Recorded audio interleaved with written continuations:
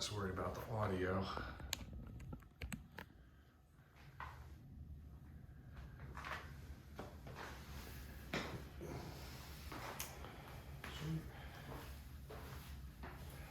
You guys all ready?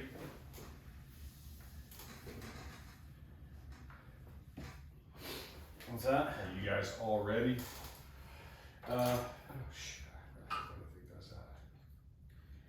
yes. So that twists like that, and then that one kind of extends it, and then the one there raises it and lowers it. Well, we can test it, see how it is. Yeah. You're gonna want to get it as much in front of your mouth. You okay, man? I'm ready to just step off on the rock, man. It's been a day. Dude, go be with your wife, dude. Seriously. I'm not gonna be with my wife anyway, because she's got her kids, and I'm getting ready for the rock. We don't live together. What? Yeah. What happened? It was a conscious decision that we made. Oh, dude, I'm sorry to hear that, man. No, like, it's not, no. It's, we've never lived together. Oh, okay. So that isn't like a new development or a change. I was like, dang, man, I'm sorry, bro. No, you're good. No, so I wouldn't be seeing her tonight anyway. And plus, like, when I go home, I'm gonna finish packing everything. And get up early to check my kids out of school in the morning. Are they going with you? Absolutely. Not the whole way, huh? Well, they're not gonna ruck, obviously. They're gonna come to the send-off. What time's the send-off? So it's 08. Okay. Or, I'm sorry, 07 on Wednesday. 07. Why did I think you guys were doing it tomorrow? We're going to Tuscaloosa tomorrow. We're gonna Oh, stay at the y'all Armory driving in to Centerville. Tuscaloosa tomorrow. We're Okay. staying at the Armory in Centerville tomorrow night. Oh, that's nice and cozy, I'm sure. Bunch of cots, huh? I mean, it's National Guard, so it's not gonna be that bad. I'll give you that, bro.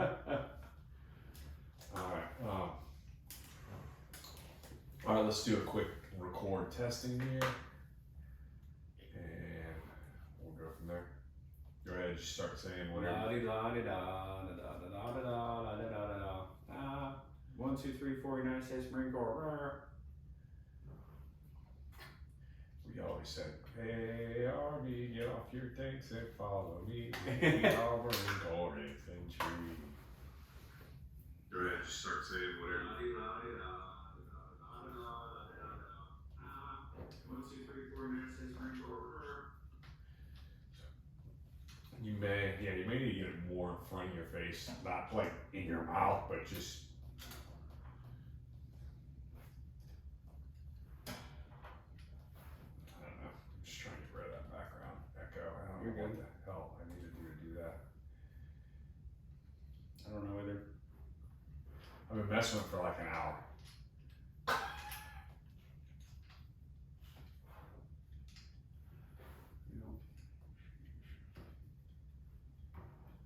If you squeeze the little clips, it slides it up and down too. So it may make it a little easier to see it, but then it's like sitting on your chest. Yeah, I gotta get some new microphones. Actually, it wasn't bad. It just wasn't in all the strings. So, let's try that. Yeah, they pop out on mine too. All right, we'll try one more test. Because I will say, these things do sound nice. I mean, they look nice. They look really nice microphones. They were given to me. Actually, they're on loaner from Whitley Dykes, guy who owns Beer Hole Bow. Oh, no kidding. I heard he had a bunch, and so I was like, "Can I buy them from you?" He's like, "No."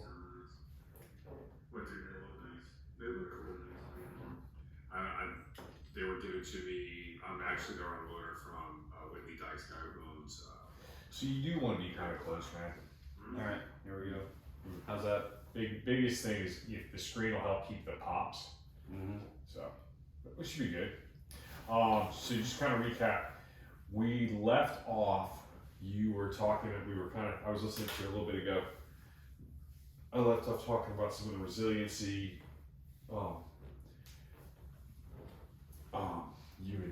You were in RIP. You hadn't made it to the battalion yet, but you were in RIP.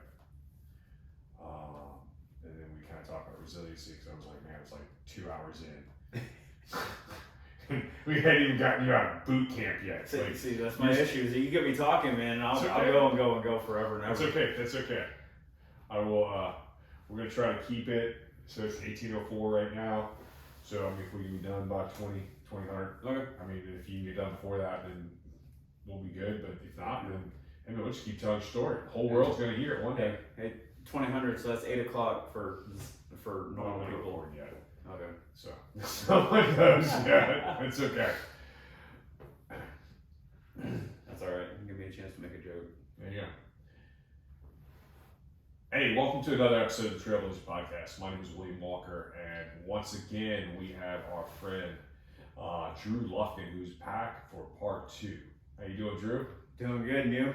Good. I'm doing really, really well, man. We're looking forward to this week. A lot going on. I know you have a lot going on this week, don't you? Yes, quite a bit. We have Operation Iron Ruck starts on Wednesday morning. Actually went to the Capitol and had a press conference with the governor today. Man, that's really awesome. I know it's something that the Student Veterans Association and the Veterans Resource Center, both here and at Alabama, have been doing for the last couple of years. But honestly, what you have done over the last, just since you kind of stepped into this position as the president, has really made a lot of difference. And I've seen a lot of things. I'm looking forward to getting into more of that and what you guys got going on. Well, I appreciate that. It's let me tell you, it's not just me. There's a lot of people that put in a lot of work there. Quite a few people. Honestly, I just feel like they just put up with all my crazy ideas and stuff and just going, okay, guy, like, we got it. They're following your lead, bro. So don't push back on that too much, man. I mean, it speaks to you who you are as a man, as a leader, and that all came from, how you were raised, your mom, Yeah, it's quite a lot, but I think that, and I kind of said this last time, I think that God has certain doors. It's like, hey, you're going in this door whether you want to or not. Mm-hmm. And so I feel like that any type of hardship or anything like that is him trying to say, hey, like, I got something really good coming for you, but you need to be ready for it. And so I think that, getting sick, I think that was a big part of it. Yeah, when we left off, I'm kind of glad I think it's a great segue, because when we left off the last time, we were talking about you. I think we had just kind of finished up. You had kind of beaten cancer, and you'd gone to boot camp. So you'd gone from being in the Army Reserves to full-time Army. You were trying to get in the Ranger Battalion, or trying to go Ranger, and you had a guy that your mom knew. Yeah. That knew a guy. Yeah. And that guy came and tapped you on the shoulder and said, hey, like, is this what you want to do? And just really kind of feeling you out. I mean, I think those were your exact words when I was listening to the podcast this afternoon. Was making sure that you were understood that you weren't going to get any preferential treatment, but at the same time, they were going to give you the nod and the go-ahead to go to Ranger NDOT. Yeah, because, they only have so many slots, and they don't just give them out. And there's a lot more slots in the big Army they need to fill. And so, actually, I said this last time, that I had orders to go to 2nd Infantry Division under Fort Lewis, which would have been basically like a brand new unit. They were just standing up. And, it's like I said, I think God's like, no, man, I got you. You need to go over here and do this. Mm-hmm.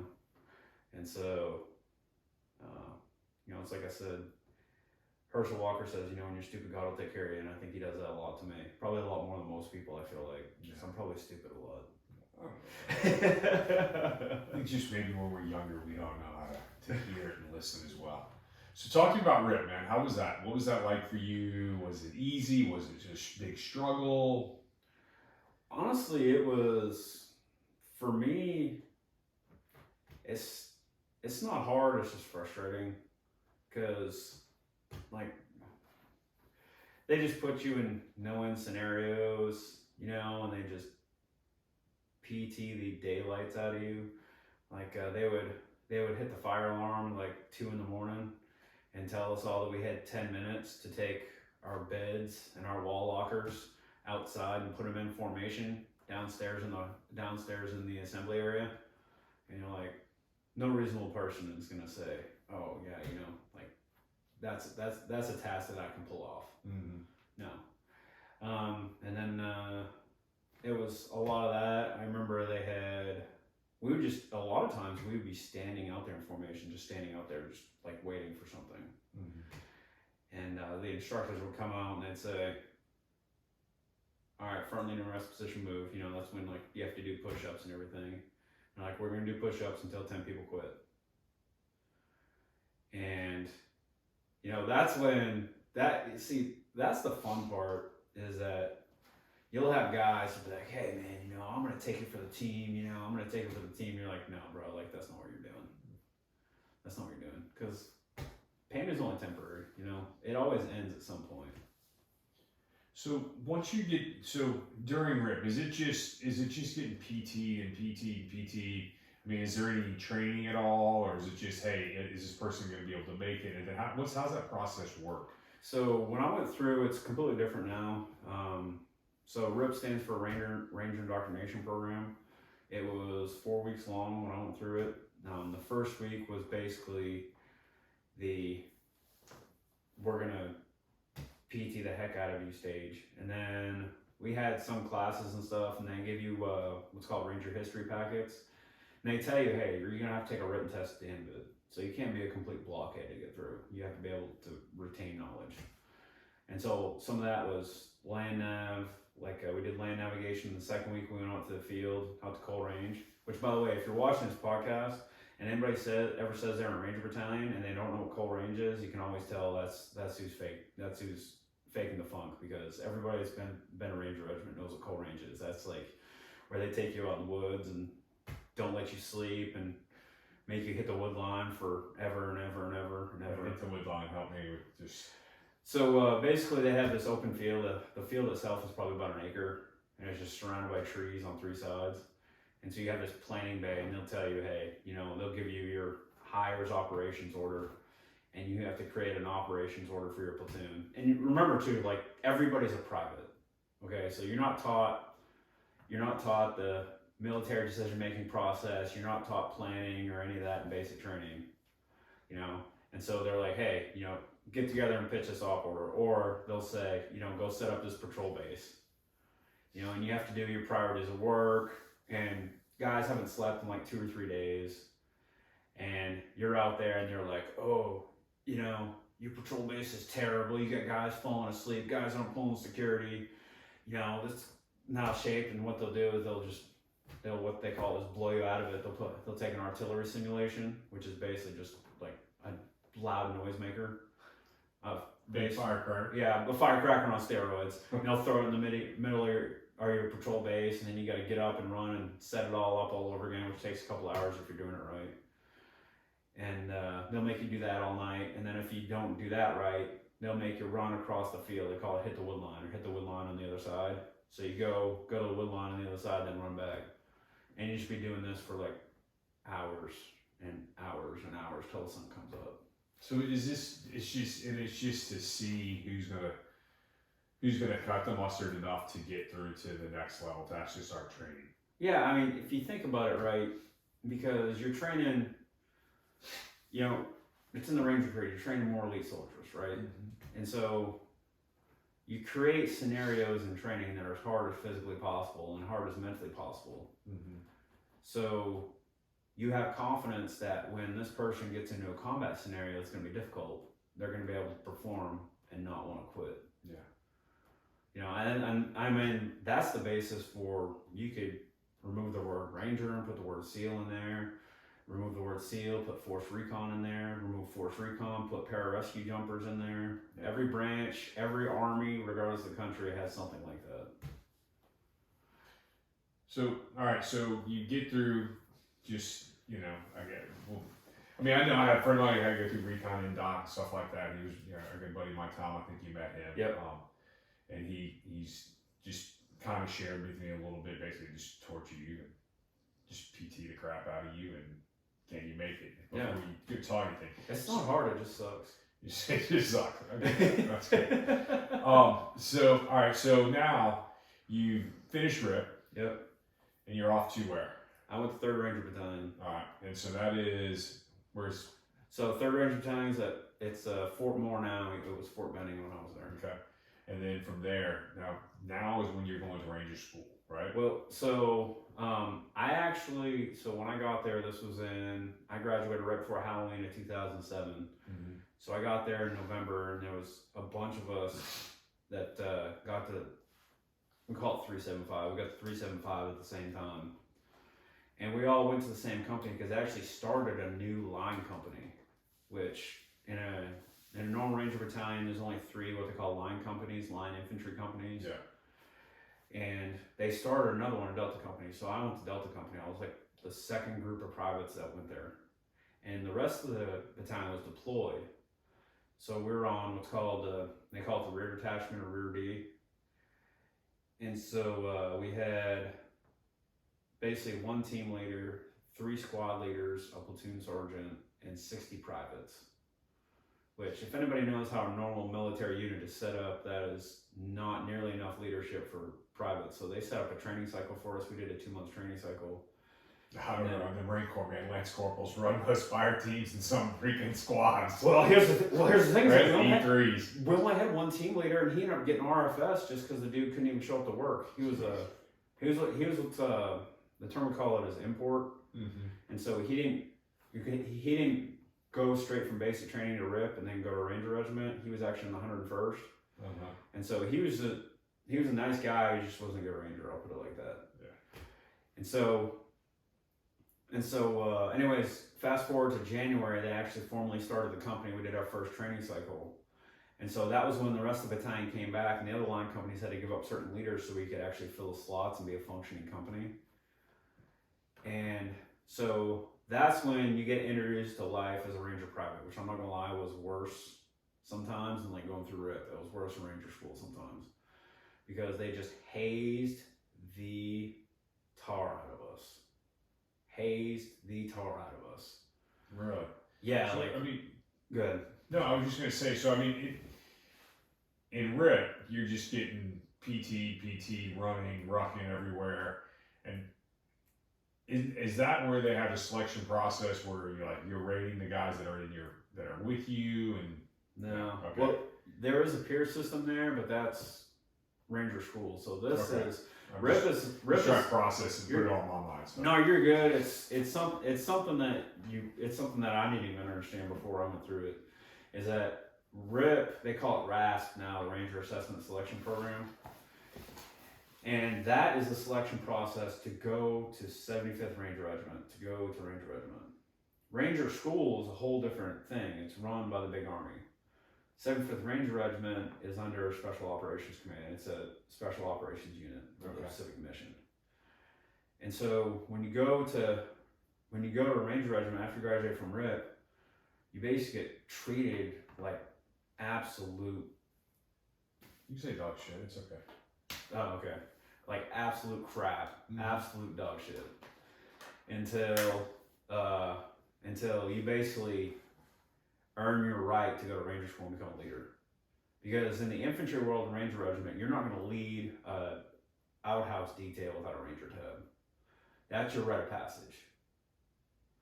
And so you have to earn the right to be a leader. And they just basically haze the hell out of you. Like they would make us, they had this thing called tab checks, where it's like, we'd be in formation, somebody yelled tab check, and if you didn't have a Ranger tab, you'd have to do push-ups. They would make us on top of our wall lockers. We'd have to stand there and do these crazy gargoyle poses and say this crazy stuff to people that came by.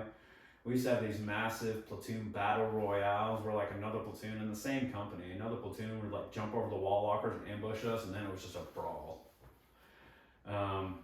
PTS, going to the range and policing up brass, oh my god, I still have nightmares about that. And that was policing brass. My fair share of brass. Oh yeah, God forbid team leader find a piece of brass after you say you're done. That's pretty much the end of your life, as you know it. It's terrible. You gotta have some good stories though, man. Because some of that stuff's funny as crap, man. Oh yeah. We did some stupid stuff when I went to when I was at Fort Lee. I mean, we just, So it was all in fun and in love and kind. I have you know? I have a couple funny stories, and both of them involve stealing tabs. So when you get your ranger tab and you become a leader in ranger regiment on your patrol cap, I don't know what you guys call them in the Marine Corps, or like cover, whatever. You have your rank on the front of it in the Army, and then you have if you have a ranger tab, then this is just in a ranger unit, you have the ranger tab over the top of your rank. And so it's this thing where if you're private and like you're out in the field and somebody with a tab leaves their PC around, you like take out a knife and you cut the tab off the top of their patrol cap, the top of their cover. And obviously, like, you don't want anybody to find out about it. You don't want to find out who did it because they will just haze you until you just can't function anymore. I actually know a guy who got smoked so hard he went into renal failure. Like, that's how bad it was. He ended up making for it. Losing it or for no, this was something completely different, but he got smoked that bad because anyway, it's the long story. What I'm saying is that gives you an indication like how bad this can get. And there was this guy, Staff Sergeant Brash, and he was so aptly named Brash. I like that. He was just, in my opinion, he was an asshole. Yeah. I look back on it, and sometimes I think he was an asshole, and the other times, you know, it's like, you know, it's like Polonius. You know, I see the madness, yet there's method in it. Mm-hmm. And he was just mean, and we were in this field problem, and I saw it at PC, and it was like God shined a light down on it and said, hey, this is your time to get revenge. And so I took his patrol cap. I didn't just steal his tab, I took his patrol cap, ripped the tab off it, and then I actually kept it in my wall locker. So I made that what's called my drive-on tab. So you pin it inside your cover. Mm-hmm. So when you go to Ranger school, like, you know, it gets hard, you just flip your cover over and you're like, okay, this is what I'm doing this for, this tab right here. Mm-hmm. And so then what I did is I took his cover and I put it inside a Gatorade bottle, a big, I think it's like 32-ounce Gatorade bottle, and I filled it up with water and I put it in the company freezer over the weekend so it froze, and I just left it there because I knew eventually somebody was going to find it. And I made sure that you could see the names on the back. Yep. Too. It's like right on the back. Yep. And I made sure you could see the name from the front, so they knew exactly whose cover it was. Man, that's funny as crap, bro. Yeah. That's freaking good stuff. What happened when they found it? Well, it was this big hubbub, but they didn't know who did it because I didn't tell anybody. I didn't tell the team leader. I didn't tell one of the privates. So I was so scared one of them was gonna say something I was gonna get outed. And so and there's a little bit of mad respect given back to you for. I mean, you gotta get smoked for it, just because. But there's got to be a little bit of a. Oh, I didn't care about the respect. I just wanted to get a little bit. Hey, I just wanted to. You know what, kind of thing. You put me through a lot of pain, man, and you know you're not invulnerable. And then there was this other time. This story is probably the better story. Is that it was kind of the same deal. We had done what's called a banner day, where it was basically all the companies in the battalion compete. You do like sporting events. You do like soccer, basketball. And the last event was a tug of war. So it was company tug of war. You think about it, you got like 50 dudes on each end of a rope. And so we ended up winning. And we thought we'd won banner day. I mean, it was like our first training cycle. We were all excited. We were having a celebration. Then the battalion commander comes out and says, well, you know, we have one more surprise event. It's not over. And that event was the company executive officers had to chug a pitcher of beer and then run 400 meters. And the ACO company XO won, and we all hated ACO just because we just didn't like them. And so nasty. They were just assholes. Man. And so their first sergeant was an asshole, their company commander was an asshole, Major Ivazaj. And this story is the only reason I remember his name. And so, like, when we thought we'd won, they were like throwing stuff at us. They threw a football at us. I actually got hit in the head in the middle of that celebration with a football. And so, fast forward to we did airfield seizure. So that's basically like you jump from an airplane, jump on an airfield, and as a battalion, you take it over. And we had the entire battalion, so this is like 500-600 people that were getting ready to jump. And we were all lined up in sticks by aircraft and everything, so every company was there. And we did, every time before you jump, you do what's called sustained airborne training. It's basically just like a little refresher that everybody has to do. And so after that, I was running back, and I was the first one back in the building where everybody's backpack was. And it was another one of those, like, God shine your light down on this rucksack, and I saw the name tape ASVA, and so I, like, literally as I was running by, I just snatched his PC. And so this time, this was after the brash one. So this time I was like a senior private. I had a little bit more intestinal fortitude about it, and I had it in my pocket. And I actually told my squad leader, and I was like, "Hey, son, horse out here, check us out. I got Major ASVA just PC in my pocket." He's like, "Shut up, Lufkin, no you don't." And I like opened up my cargo pocket and showed him the name tape, and he like lost his mind. He's like, "You gotta do something with that. You gotta do something with that. Like he's gonna go nuts." And I was like, "No, I'm not doing anything with it. I'm gonna keep it." And so I kept it, and I ended up throwing it away later because I tried to basically do the same thing, except I couldn't get into ACO to put it in there, to put it in the company fridge. Like I couldn't come up with a good enough excuse why a private would be in another company. Yeah. And so, anyways, fast forward to like 4 months later when I went to Pre-Ranger, and I was doing the road march at Pre-Ranger, and I was walking with this guy from ACO, and we were talking about airfield seizures. Just like, "Yeah, dude, you're not gonna believe what happened after airfield seizure after the jump." And I was like, "What's that?" And he goes, "Our first sergeant Pouliot lost his mind on us because somebody stole the company commander's PC and nobody would say who it was. And so he made us take our wall lockers out. So this was, when you do airfield seizure, you work at night. And so they didn't get any sleep the next day. Oh my God. They didn't get the 4-day weekend or nothing. They just got smoked all weekend. Oh, yeah, they got destroyed all weekend. Sandbags, the whole night. They got destroyed all weekend for something that I did. And I gotta say, like, that moment we were walking, he was telling that story, I was so happy. I should not revel in somebody else's bad luck, but here's the thing: is that ACO deserved it. Dude, it's not bad luck, man. That's just life. Yeah, that was 15 years ago, and I still am a firm believer that they deserved it. That's funny. That is too good. So if you're an ACO 375, I'm looking at the camera right now. If you're an ACO 375 in 2008, and you're one of those guys, yeah, you deserved it because you were an ass. Yeah, he stole the PC. Yeah. All right. So from there, So now so from there, what was next steps? So in that meantime, we deployed in 2008. I did my first deployment summer 2008. Came back. We went to Afghanistan. Okay. We didn't. We went to a few different places in Afghanistan. What was your tempo like there? It was crazy. We were going out most nights. And Really? so what we did is we just did raids and go, hey, there's this Taliban shadow governor or whatever he was called. We got to go find him. Mm-hmm. And so we went to the place where he was, and sometimes we were nice about it, knocked on his door. Sometimes we weren't nice about it. So what was your job then? I was an assistant machine gunner. Okay. And so that deployment, we humped the mountains of Afghanistan, and I was carrying my combat load for my M4. So I was assistant machine gunner. My gun team leader was the gunner. They call him, there's a Mark 48. It's basically like a 7.62 version of a saw. Okay. And I had most of the ammo. He had 300 rounds 7.62 on him. I had 700 because our squad leader committed to having 1,000 rounds per machine gun. Ooh, that's a lot of rounds, huh? Yeah, that's a lot of weight, especially, when you're up above 10,000 feet. Mm-hmm.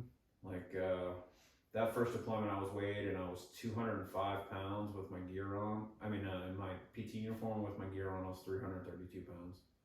I don't even know how you move. Well, here's the thing: is that God, I love you. You made me to do stuff like that because I'm tall, I'm lanky, I can take long strides. My lungs work very well. Yeah. My heart pumps a lot of blood, and so I don't have a whole lot of natural gifts. Like, I'm not athletic, but I can carry a whole lot of weight a long way. Yeah, I get that. I can put it on my back and I can just walk. Yeah. I'm not a fast runner. I've never been this big strapping guy, I work out on a regular basis, but Like I can remember the first time I hit 135 on the bench, and it wasn't that. I mean, it was. I mean, you know, but I was. I mean, I was always 155 pounds, 195 pounds. But yeah, you could put a pack on my back and I could just walk. Yep. So, don't know if that's a curse or not. It's really kind of how we're created, honestly. Well, it's going to be a pretty handy trait for me to have here coming up next week. Yeah. Coming up this week, so I'm pretty comfortable with that. So you were in Afghanistan. So talk to me. I'd love to hear some stories about what that was like over there. Where were you guys at? Well, and you don't have to get into detail, man. But no, you're good. Just interesting. It was honestly a lot of eastern Afghanistan, like up in the mountains, is so serene and pretty, so beautiful. I think that I wasn't a big fan of the southern part and the southwestern part because it's more just straight like moon dust desert. Yeah. But the eastern part, the further northeast you go in Afghanistan, the more mountainous it is, the more rural it is. I mean, Afghanistan is pretty rural anyways. For those of you that haven't been to like a full-blown third world country, to give you the scope of what this was is that people thought when we went to villages and they thought we were still the Russians. They didn't know that the Russians had left, been gone for like 25 years. And then they didn't know anything about September 11th. They didn't know anything about that. They didn't know we were Americans. They didn't know why we're there. They didn't know. You know, I think that the vast majority of people in Afghanistan were just like, hey, like, yeah, I'm over this war thing. Can we just stop this? Yeah. I mean, that is the crazy thing. I listen to a lot of podcasts and guys talking about Afghanistan. I don't know as many guys that went to Afghanistan, but listening to a lot of their stories.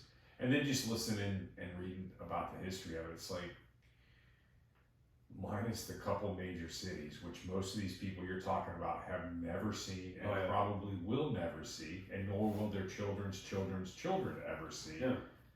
I mean, they live in their tribe. Yep. Yeah. And for those who don't believe it, it's actually a little bit of a democracy. Yeah, I mean, like there's a hierarchy of democratic relations inside of this tribal system that they have, and it's just like, hey. Yeah, because I mean, it's, if you think about it, like we're in the Auburn-Opelika area here. You know, if you think about it, most of these villages don't have roads to go to them. They have paths that you walk to go to like the village next door, but chances are you're not even going to go to that village next door. Yep. There's no electricity, there's no running water, there's none of the basic things that we as Americans take for granted. Like the fact that we are sitting in a room right now with a light, with electricity, talking in microphones. Like people like this, they never heard of this stuff. Chances are they're never going to leave their village. Just like you said. And so there's... I'm jealous. Yes, that's what I was just going to say is that, you know, there's a lot of peace in that simplicity if you think about it. You know, because we're all worried about, you know, like before we even came in here, I was like looking at my phone because we're making sure all the final pieces are all put together for the ruck. And it's just, sometimes simpler is better. Yeah.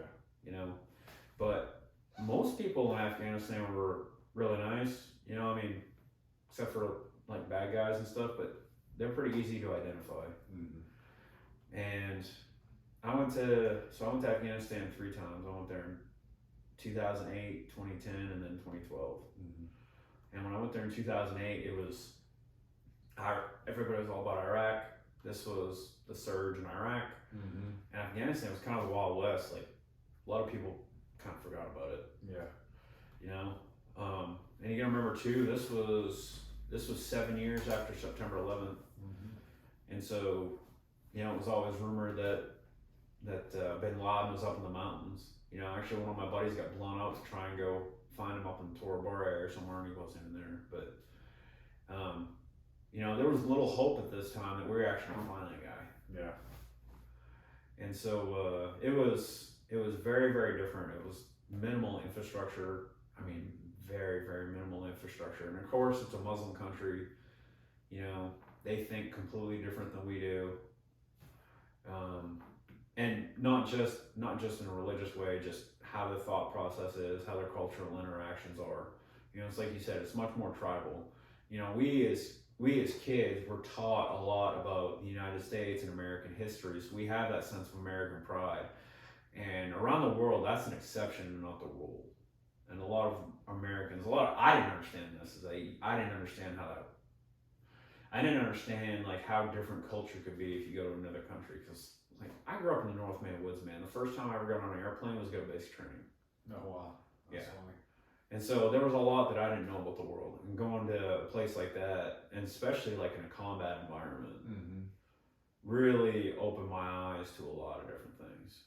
Talk to me about that, man. Like, so what are some of the, I mean, I want to hear, like, everybody always wants to tell war stories, right? And that, don't get me wrong, I mean, that's something maybe you and I can talk about offline, or if you want to share some of those things here. Talk about some of the cool things that you saw, some of the people that you got to interact there. Like, I'm sure there had to be times when you guys were doing these cool things for children or other families or villages, you just not always kicking doors in, which I'm sure you did a lot of. But well, we did. I'm just changing it up, right? No, you're good. You're good. Because of our mission set, we didn't do like the glad handing, like the key leader engagement, the KLE. You know, go. Kiss hands and shake babies part of it per se. We didn't do that. If we came to your house, it was because we thought you were a bad guy, and you were either like implanting IEDs or trying to shoot Americans or planning to hurt Americans. Yeah. You know, like you were either Taliban or Taliban insurgent. And we saw some crazy stuff. I mean, a lot of it I'm not even going to get into, but I mean, just like, there's no way you would ever see this. You know, like if you think, and you got to remember too, is that, so after the Russians left, there was a little bit of some infighting of the country, you know, a power struggle, basically trying to figure out who's going to be in charge, and the Taliban ended up, you know, taking over the country. So I think most people know about the Taliban, but basically they're very, very conservative. You know, like they have a lot of rules as far as like women can't even go to school; they have to stay completely covered. Things like that. Actually, we had a lot of time where we would throw like flashbangs and stuff over walls into compounds just to get them to open the door, because we didn't want to like blow their door open.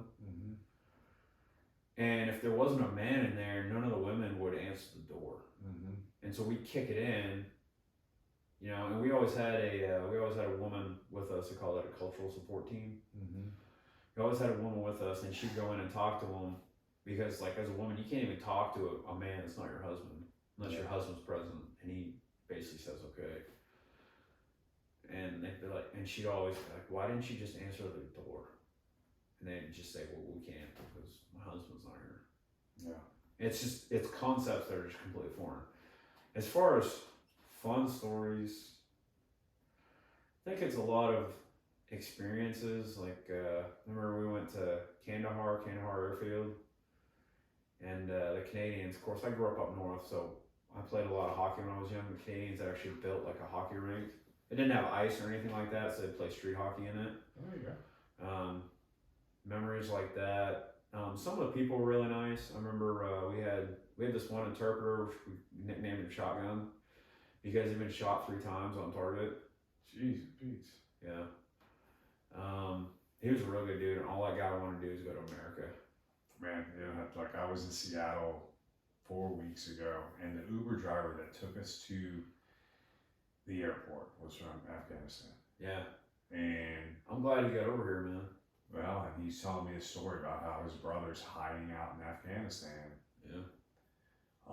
And then he's also telling me the story how he's got another brother that's here, his youngest brother that's here, that is just struggles with PTSD.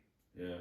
And he's like, you know, he's still in communication. He was telling me he's still in communication with a lot of guys he served with. And he's just like, man, he's like, I don't understand. He's like, I did the same things that the soldiers I worked with did. He's like, I stood guard at night. Yeah. You know, I carried a weapon. I did all those things. And they get over here and it's like, hey, here's $20. Good luck. Yeah. Give you a thumbs up, you know, and that's welcome to America, you know? Yeah, there's no honor in that. And it's just, it was, I mean, I've read stories, I've listened to podcasts about guys like that. And now I know it's all, you know, there's a lot more of that talk now because of when Afghanistan fell, just all that coming out. But like, that's crazy, man. But anyway, sorry, that was me going on a little bit. No, you're totally good. We gotta make things right. But, Yeah, I agree with that because I think that you know, those guys don't risk any less than we do. mm-mm.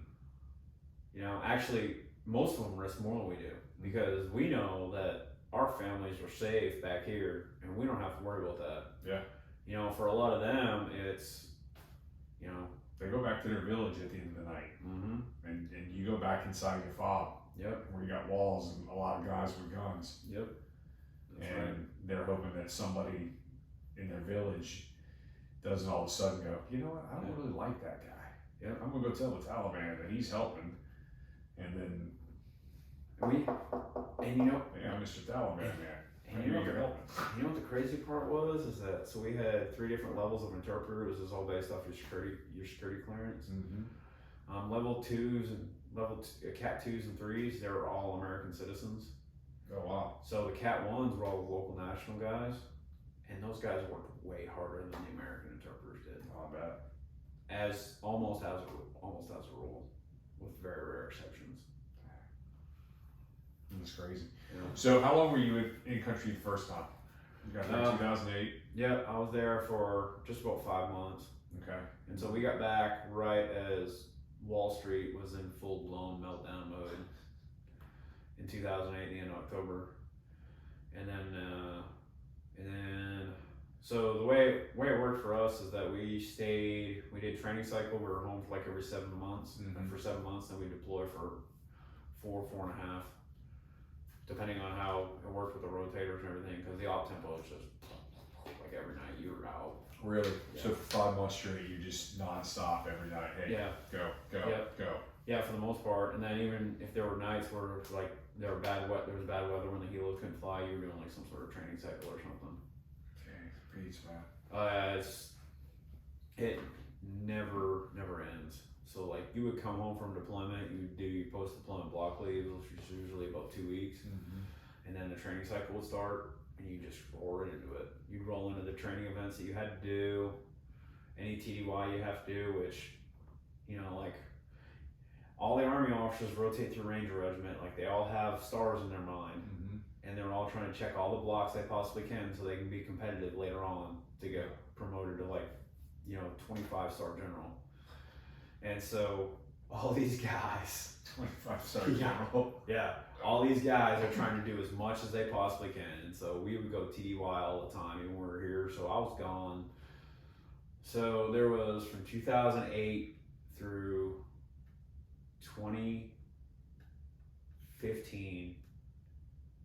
2016. So I was home for 4th of July in 2006. The next year that I was home for 4th of July was 2016. Jeez, Pete's, man. Yeah. All right, so what are some of the cool schools you went to? Well, I mean, sometimes they're fun, sometimes they're not, I'm sure. yeah, I went to, I went to a couple of driving schools. Those were real fun. I went to the Special Operations Armor course, which was really fun because you basically just got to take apart weapons and put them back together. That part was really fun. It's basically like a gunsmithing class in a way. You see, those aren't like the cool guy schools like you would think, but those are the most fun. You know, like Pathfinder school, went to Pathfinder school, went to Jump Master school, went to Airborne school. That's Tracker or something like that, or? So Pathfinder is actually, part of it is like the air assault part of it. So like when helicopters bring in sling loads and stuff, because they can carry like Humvees and stuff underneath them, depending on what type of helicopter it is. And you're the guy that like blesses off and inspects all the loads to make sure that the Humvee's not gonna fall out of the sling when it's 1,000 feet up in the air or whatever. And then hook it to the helo. And then the biggest part of being a Pathfinder is making drop zones. So you find like this field, you measure it out, and you have to calculate based off the size of the drop zone how many people that you can drop on it, depending on what kind of aircraft and what speed the aircraft's moving at. And then that was a lot of it, because it was basically the first week was getting ready for the sling load part of it, inspecting the loads and everything like that, like I was just talking about. Then the second week is basically your drop zone week. Yeah. And there's a couple different ways you get to do that. The most of the test is on what's called I'm getting way too in the weeds into it. It's called CARP, the computer. That's okay. Yeah, computed automated release point, I think is what the Air Force uses. Yeah. So basically, what that does is that the navigator has these charts, and so the navigator in the aircraft has all these charts and everything, and says, hey, like, this is where I am, this is how fast we've been going, this is how long we've been going, you know, this is when I turn on the green light. And so you determine how long the green light's on for. You tell them when to turn on the green light. If you're doing, there's a couple different ways to do it. Like, you can actually be on the radio and call it in on the radio and tell them when to drop. Stuff like that. It's really technical, because obviously, like, when you're throwing people out of an airplane with a parachute, there's a lot that can go wrong. Yeah, a whole lot. I think you've almost convinced me to do it. So, I mean, so let me ask you a question. So, obviously, you saw a lot of different things while you were in Afghanistan. Yes. You know, on all of your different tours. And what I'd be interesting to really kind of hear from you is how your faith carried you through that, man. Whew. I'll tell you what. I mean, that's, you know, you saw dark stuff. there's a saying, and I've heard it a bunch of different places. You know, there are no atheists in foxholes. If you go to combat an atheist, you don't come back an atheist. I don't know how you can do that. Yeah. I think that how do I say this? I had a lot of moments there where I questioned God's plan, like, why did you just do this? Yeah. You know, my first deployment, we lost a guy that was in another company, real good dude, Sergeant William Rudd, and everybody used to call him Ricky Rudd because he's a real big redneck. He would talk like him too, and then but he was actually in Iraq, because we had guys that were in Iraq too. And then my second deployment, I was in Ranger School. We lost one of the guys in my company, Ryan McGee, and I knew him. He was in 2nd platoon. I was in 3rd platoon. That was hard because he was a weapons squad guy like me, and so he'd just get back from Ranger School before that deployment. Actually, we did a machine gun range together, like right when he got back from Ranger School, and I was getting ready to go to Ranger School. Was he deployed? Yeah, Or yeah. was it, No, this is in Iraq in 2009, and then in Afghanistan in 2010, we lost 3 people from my company, including my buddy Jay and Ron. That part was hard. That was hard because Jay was my roommate in the barracks. So we had the way it was set up is that each one of us had our own individual room, but we shared like a kitchenette and a bathroom. No, that must have been nice. I had 3 roommates when I lived in the barracks. Yeah. And you were lucky if you got just you and one other guy. Yep. See, that's the difference between. That's the difference between. Honestly, it just comes down to money, man. Yeah. You know, especially We didn't have a kitchenette either. Yeah, They yelled at us for having coffee makers. They would, man. They yelled. They'd be like, "I pulls too much. I'll pop the freaking breakers." I'm like, "That's my ass. I'm freaking maker." You go to chow. I'm like, chow's down the hill and it's freaking cold outside. Yeah. Yes, people, I was stationed in 29 Palms in the desert. It gets cold outside at nighttime during the winter. Yeah. Oh, desert gets cold, man. A lot of people, unless you've been in the desert, it gets cold out there at night, man. Real cold. There's massive temperature swing. Even when it's hot during the day, like in the 90s or 100s, when you're used to that during the day and it drops down to like 70s or even like in the 60s, that swing feels like very cold. It feels like it's just razor blade cold slicing through you. Yeah. So, go ahead. No, I was just going to kind of pull you back into, because I'm really interested. Go down. No, you're good, bro. Like, You're good. but I think it's like to me, and I believe to the people that are going to listen to this, like to hear how you navigated those things with your faith, and even the fact that you felt confident enough at that point to be like, "Hey, what the heck, God?" Oh, it wasn't confident. I was just pissed. Yeah, that's 'Cause okay. I'd seen too much bad stuff. Yeah, You know,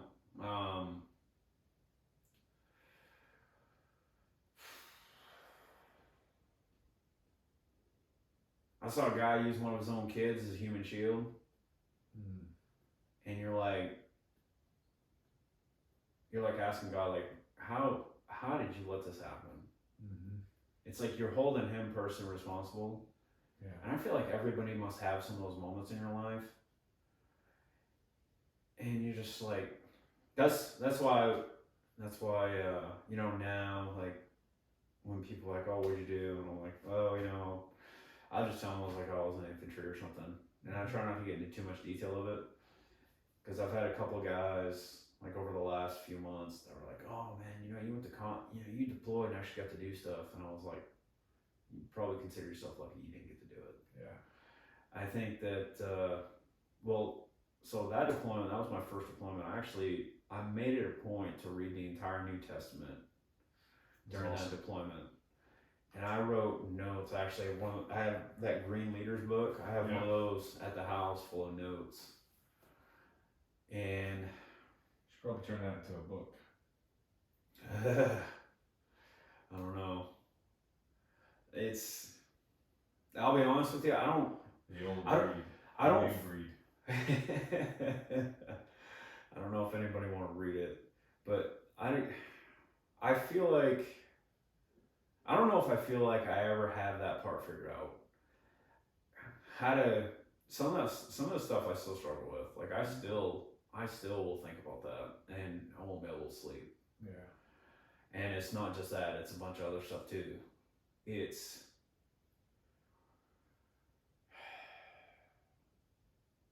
So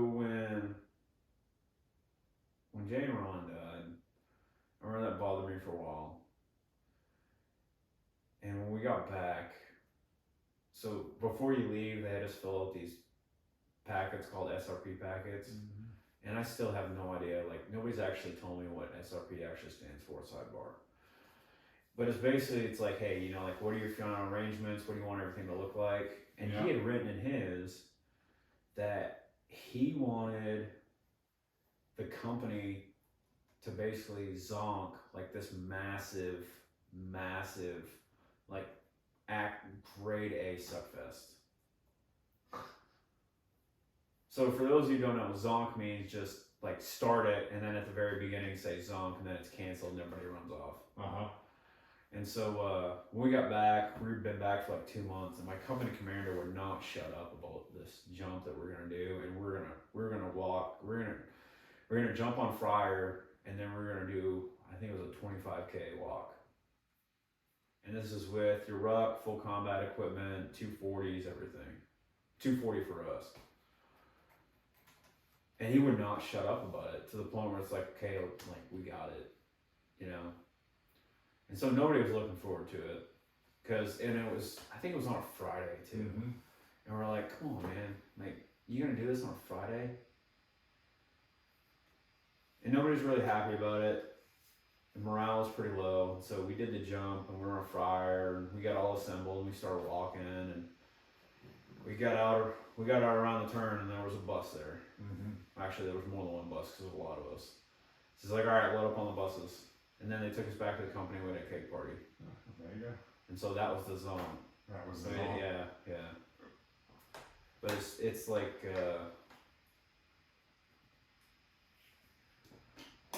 basically how I figured out, and God really led me down a long, convoluted path to get there, is that I look at it now from the opposite side, say, you know, if it had been me, right? If it had been me that didn't come home. Yeah. If I had one chance to tell everybody else that was there, everybody else that I cared about, like, hey, like, go live your life. Yeah.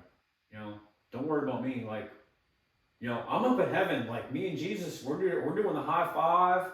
You know, like, I'm good. You don't need to worry about me. You know? And so I would say, yeah, like, live your life. Yeah. You get, let's see, you know, you had your faith that you were rooted in, going over there, doing the things that you were doing, leading the way you were leading. And what was that like, being able to, I don't know, I guess you could share or walk that out with any of your fellow soldiers, fellow Rangers? Well, there's a difference between being a private and then being a combat leader. Because being a team leader was the best job I will ever have in my entire life. Yeah. It was the most stressful job that I've ever had, but it was the best job. And so when did all that when did that change for you? So I graduated from Ranger School in 2009, and then I did that deployment in 2009, and then 2010 I was a team leader. And that part was hard because it's like, I mean, if you're a private, like, you screw up, like, the only person responsible for it is yourself. When you're a team leader, you're the guy that's the first one in the door, and you have 3 of your guys that you're responsible for. You know, as a fire team leader. Yeah. As a gun team leader, it's usually only like 1 or 2, but still. And I took that really hard, that responsibility, because you're going into the most stressful situation possible. That you're going into combat, and you have to make sure that you accomplish your mission and bring these 2 guys home. Yeah. Or 3 guys, depending on how big your team is. You have any rituals or anything that you guys did before you went out every time you went out? No, come on, man. You know, there's some stupid good luck, whatever. I rubbed the side of the Humvee. We tapped the wheel 4 times. I don't know, right? I mean, so everybody's got something weird that someone did, you know? I'll be honest with you, man. We had it wasn't so much of a ritual that we had, it was a ritual that I had, is that it's going through and doing what we call PCIs, pre-combat inspections. Check your gear. It's making sure that my guys have everything they need. Yeah. You know? And it was radio, magazines, weapon, optics. Yeah. It was that ritual for me. It wasn't like, oh, lucky, you know, rub your head. I will say my first deployment. So when I was at Ranger Regiment, it's like it was basically like, you know, we had bigger brothers that were up in other places, you know, different units that were high-speed Tier 1 units, which I'm not going to mention. And we were always kind of looking up to them. A lot of guys went from Ranger Regiment to go to those places, and so it used to be like back in the early '90s, like if you go back to like the Black Hawk Down days, like all Rangers had high and tight, and that was actually like the hair standard. So the high and tight is basically your head is shaved up to like here, and it can only be a certain length up here, all that. But then when I got there in 07, it was the opposite. Like, they were trying to be cool guys. They were trying to push the envelope as much as we could. And so we were trying to get crazy. We actually went back to the high and tight before my first deployment. And the best part is that my squad leader had gone on an advanced party, and so he got there before we decided to do the high and tight. And we showed up, and he was like, "You guys are a bunch of idiots. What was wrong with you?" And he made us all shave our heads. He was like, Shaved heads. There you go. It's a little green when you shave the first off. Yeah, there were no like rituals. I would say like there's just random funny stories. Like I remember we had this guy who's in 3rd Squad. He's a real good dude. He's actually a very, very good disc golfer. He's actually a sponsored disc golfer now. That's crazy. Yeah. Oh, I mean, that's amazing. Awesome, I've seen some of the shots those guys made with the frisbee. Oh yeah. Just watch it, and I'm just like, I'm lucky if I can throw it straight across my yard. Yeah, this guy. It's almost like I haven't actually talked to him in like years. I see pictures of him on Facebook, and he's doing these shots, and he's like, it's almost like he can curve it at will around trees and obstacles, and I'm like, that's awesome, man. But so this dude, he had Okay, so when that deployment, we were in tents, and we were in tents by squad. And so 4 squads in a platoon, you have 3 like regular line squads, and I was a weapon squad. And so we had a gun team that was assigned to each squad. And so this guy was in a line squad anyways, underneath his bed. So we would be up during the night, and he wouldn't want to get up during the day because it was hot. I mean, this was like mostly during the summertime. So it was hot, and he didn't want to walk. He didn't want to walk to the sweltering porta potty, and so he would pee in water bottles, right? You just keep empty water bottles and pee on it and leave. Well, them the in issue bed. is that in the morning he wouldn't like take them out and throw them away. And so he must have had like 15 of those piss bottles underneath his bed. I remember our first sergeant came in, did an inspection. Like, he had them hidden. We all knew we were there, and first sergeant found him, like, lost his mind on them. That's funny as crap. So when I think of like random stories from deployment, I think of that. I think of like walking in the mountains, and I'm just like, holy cow, this is crazy. Why the hell am I doing this? So how long were you in Ranger Battalion? So I was in 375 for 3 years, and then I went up to Ranger Regimental Staff, and I worked on Regimental Staff for 3 years. Okay.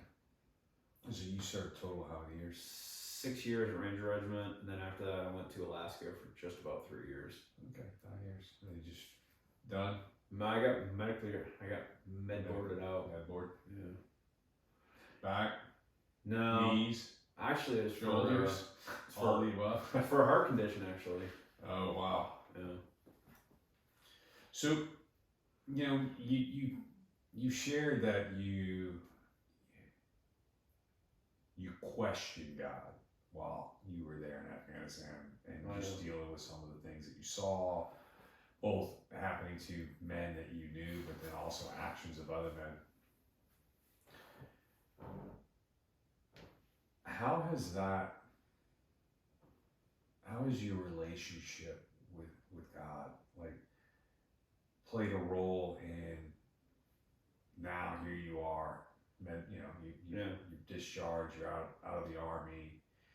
How has that kind of helped this transition for you and that process for you as a father, as a student, and all that? I mean, everything that you have going on. I'd like to know, like, just how has that impacted you? How have you used what you've learned there, and lessons learned from both sides of that? You know, I think that, like I said, this is the way I look at it. There's a couple things I like to do. Is that because I'm going to sit here and I spend most of my time just trying to figure out what God wants me to do. Mm-hmm. All right. I am going to sit here and tell you that I may be 40 years old. I feel like I don't know any more about what He wants me to do now than I did 20 years ago. Mm-hmm. And then it's funny because I just passed the 20th anniversary of the day I found out I had cancer, November 7th. What I say is that I always feel like He is there. I feel like He's being a father figure to me, saying, okay, I'm here, I'm with you. Yeah, sometimes it sucks, sometimes it really feels terrible. Yeah. You know? But I'm here and I'm going to take care of you, I'm going to make sure this is all right. All right may not be what you think it's going to look like. Yeah. Because I think that one of the things I learned from when I was sick is that I didn't really figure out, actually to a certain extent I still haven't fully figured it out yet, I don't think you understand like how you grow and develop in certain situations till years down the road. Mm-hmm. Right? And especially when you face adversity. I think those are growth opportunities. Yeah, sometimes those events that people go through are terrible. Mm-hmm. A lot of people going through a lot more terrible stuff than I have. You know, whether it's, there's all kinds of terrible things that happen in the world. The biggest takeaway I have is that I think God tells me to say, hey, like sometimes bad things happen to you. What are you going to do with that? That's good. You know, like what are you going to do with this bad thing? Mm-hmm. So I go to Churchill Highlands. That's where I like going. Obviously anybody can go anywhere they want. That's just my personal preference. And this past week, Pastor Chris, they did what's called At the Movies, and they showed the movie about the woman who wrote Mary Poppins. Okay, yeah. I can't remember the name of it. I should remember this, and I just can't. And so the movie wasn't about like Mary Poppins. It was about the woman that wrote Mary Poppins and how everything that had happened, all the experiences she had with her father had impacted her, and it had basically, she had chained herself to all the bad experiences and had guilt and unresolved emotions from the experiences with her father growing up that she couldn't let go of, or it took her a long, long time to let go of, right? And so I feel like there are people in those situations. And then there are people like Travis Mills. Do you know who Travis Mills is? Yeah. So He was the first. I thought he was like one of the first full arms and legs. Right? Yeah, quadruple. Yeah, quadruple. He was one of the first quadruple amputees to actually survive. Yeah. And so. Funny as crap. We had him. Yeah, he was a guest speaker at the second gala. Was he really? Oh yeah, it was hilarious. He was so funny. But you know, if you picture him in a scenario, they were out on patrol in Afghanistan, and they were like taking a little bit of a rest halt, and he put down his backpack and actually blew himself up, and he wakes up in a hospital in Germany. He's gotten, you know, his right leg is amputated below the knee. His left leg is amputated above the knee. He doesn't have any arms. It's like, what do you do with that? You can't even wipe your own ass. Yeah. What do you do with that? Well, that guy created a foundation that's helped almost 1,000 different veterans deal with, you know, a ton of different issues that they have. Yeah. So the biggest lesson that God has taught me is that, hey, you know what, man? Sometimes you're gonna go through the fire. You know, and this is another thing I got from church like a month ago. Which, by the way, go to church because it's handy. You actually learn stuff. Hey man, between that and the best handbook in the world, you'll be set. Yeah, you don't.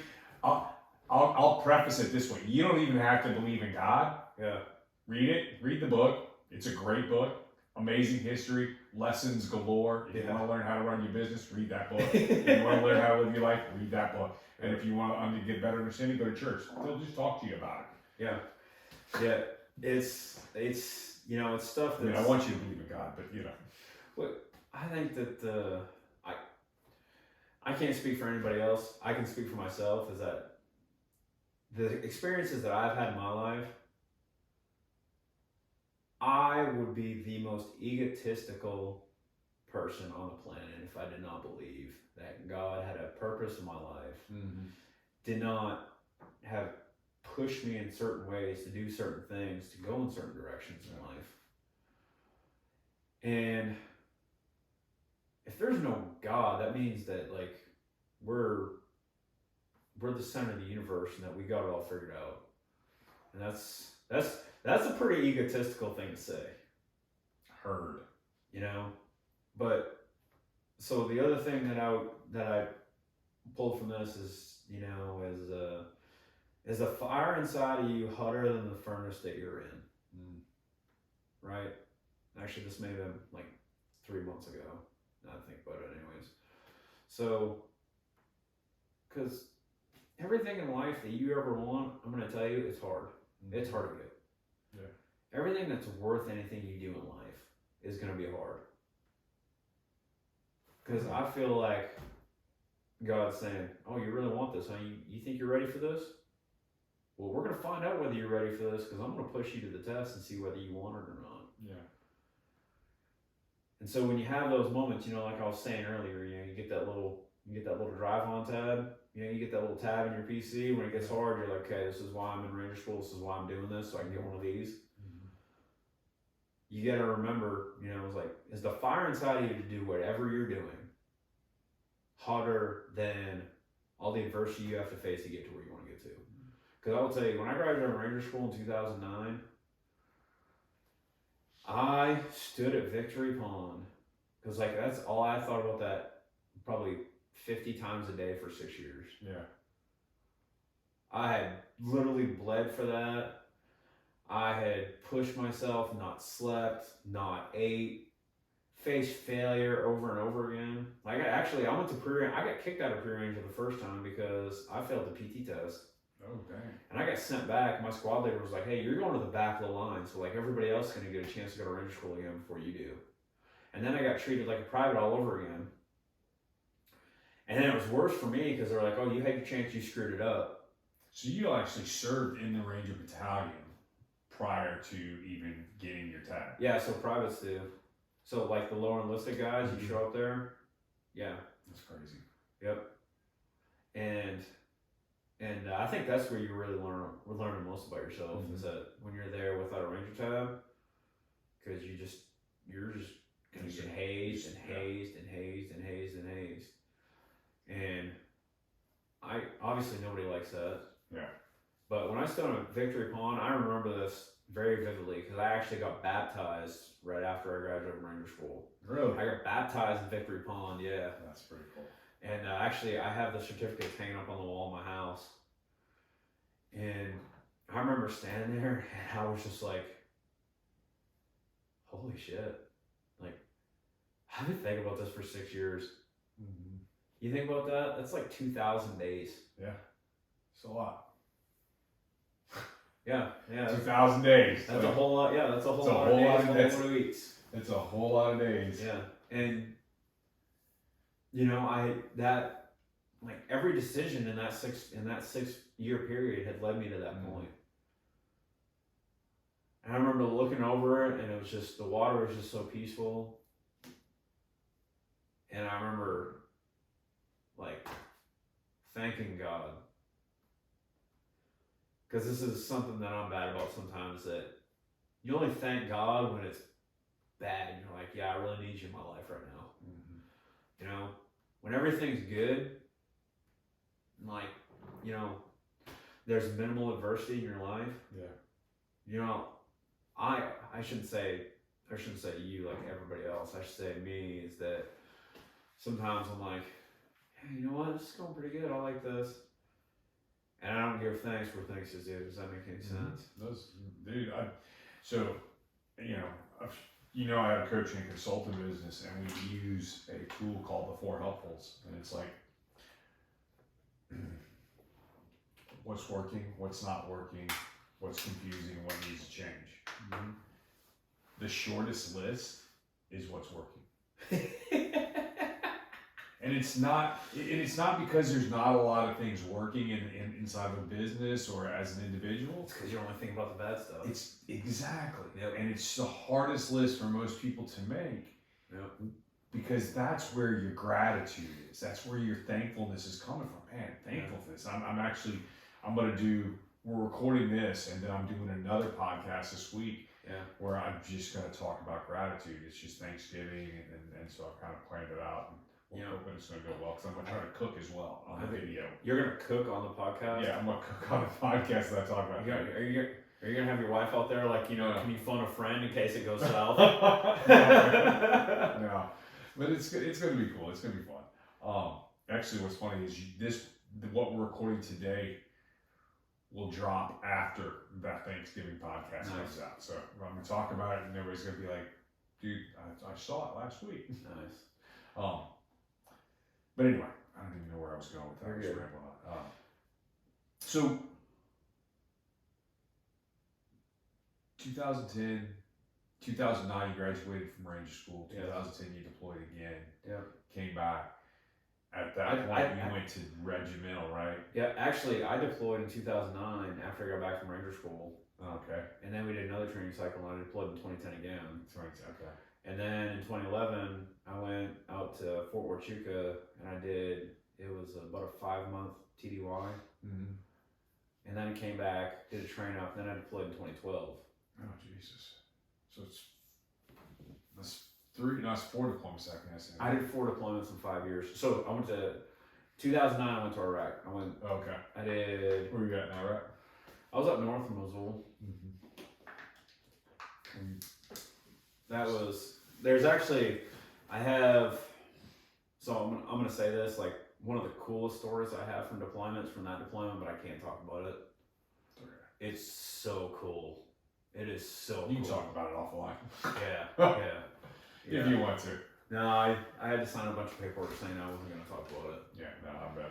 But no, it's so Ranger School, and then I was back for like a month, deployed, came back, and then came back in September of 2009, did another train up, deployed in February to Afghanistan, came back in the end of July, and then I went up to regimental staff, and then I got married. Okay, so here you are, you're married. Yep. And then Still deploying?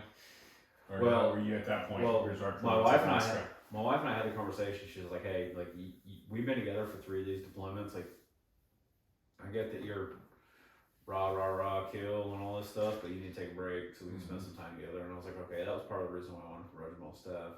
It's because I wanted to take a break." And then So you're what rank at this point? I was an E5, Okay.